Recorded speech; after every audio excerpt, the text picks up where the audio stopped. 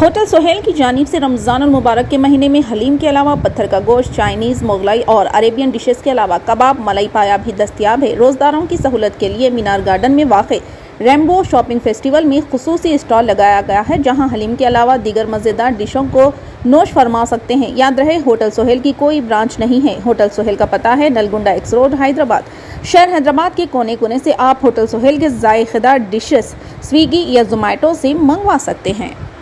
حیدرآباد کے لوگ ہیں، میں آپ کو ایک واقعہ اس لیے سنانا چاہتا ہوں کہ آپ یقین کیجئے کہ جو ہے حق گوئی بے باکی کو جو ہے آپ اپنے ہاتھ سے جانے مت دیجیے۔ حق گوئی اور بے باکی پر جو ہے آپ پڑے رہیے اور اللہ سے دعا کرتے رہیے، قرآن کا جو ہے وسیلہ لیتے رہیے کہ قرآن پاک نے تأمرون بالمعروف کا جو حکم دیا ہے اور آپ جو ہے عمل کریں۔ ایک ہمارے شہر میں ایک شخص جس کا نام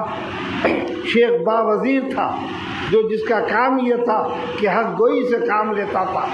ظالموں کے خلاف بولتا تھا اور یہ کہتا تھا اگر آپ اس منزل پہ آئے ہیں تو آپ کام کیجئے، اگر آپ لیڈر ہو گئے ہیں تو آپ اپنی لیڈری سے آپ عوام کو فائدہ پہنچائیے، اگر آپ ذمہ دار ہو گئے ہیں تو آپ اپنی ذمہ داری کو ادا کیجئے۔ اگر کوئی شخص امام ہو جاتا ہے، اگر مصلی کہتے ہیں کہ آپ نماز پڑھائیے تو کوئی غلطی نہیں کرتے، اور اگر امام سے کہتے ہیں کہ آپ اچھی قرات سے پڑھائیے کوئی غلطی نہیں کرتے۔ لیکن آج اب آپ اندازہ لگائیے کہ جو ہے یہ جو لوگ اس قسم کی بات کرتے ہیں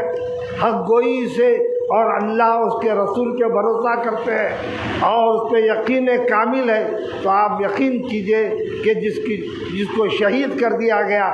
4، 5، 6 مہینے پہلے کا واقعہ ہے اور اس کی میت میں ہزاروں لوگ تھے۔ یہ لوگ کیوں آئے؟ یہ لوگ اس لیے آئے یہ حق گو تھا، اس لیے آئے یہ حق پرست تھا، یہ اس لیے آئے کہ مظلوموں کی بات کرتا تھا، اس لیے آئے یتیموں کی بات کرتا تھا، اس لیے آئے یہ بیواؤں کی فکر کرتا تھا۔ ایک ایسا شخص تھا جس کی میت میں کم سے کم 80 سے 1 لاکھ لوگ موجود تھے، اور جو لوگ